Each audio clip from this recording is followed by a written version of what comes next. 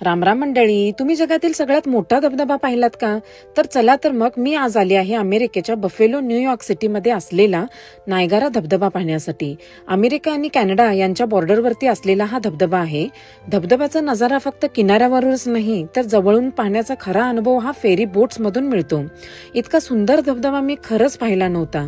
हा धबधबा पाहण्यासाठी अशी फेरी जाते आणि ही फेरी जाण्यासाठी असे निळ्या रंगाचे रेनकोट्स आम्हाला दिले होते.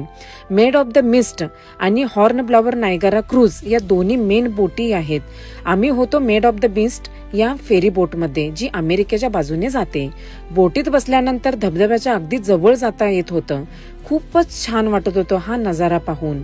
पाण्याचा प्रचंड आवाज, आपल्या चेहऱ्यावरती धबधब्याची धुक्यासारखे उडणारे पाणी आणि थंडगार हवा, हा अनुभव खरंच शब्दात सांगता येणार नाही.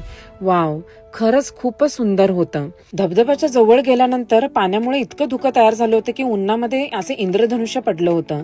या धबधब्याची खास वैशिष्ट्य म्हणजे या पाण्याला इतका फोर्स आहे की याचा वापर त्या हायड्रो इलेक्ट्रिक पॉवर म्हणजेच जलविद्युत निर्मितीसाठी केली जाते आणि इथे निर्माण होणारी वीज ही अमेरिका आणि कॅनडा या दोन्ही देशांच्या लाखो घरामध्ये वापरली जाते.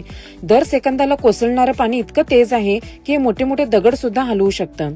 नायगारा या शब्दाचाच अर्थ आहे गरजणारे पाणी आणि हा शब्द आलेला आहे स्थानिक आदिवासी शब्दातून. संध्याकाळी नायगारा फॉल्स वरती लाईट इल्युमिनेशन शो होता आणि धबधब्याच्या पाण्यावरती मस्त असा लाल, निळा, गुलाबी कलरचे लाईट्स पाडले जात होते आणि छान असे फटाके पण आम्हाला पाहायला मिळाले.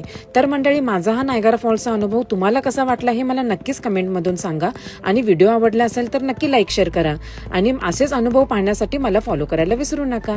बाय.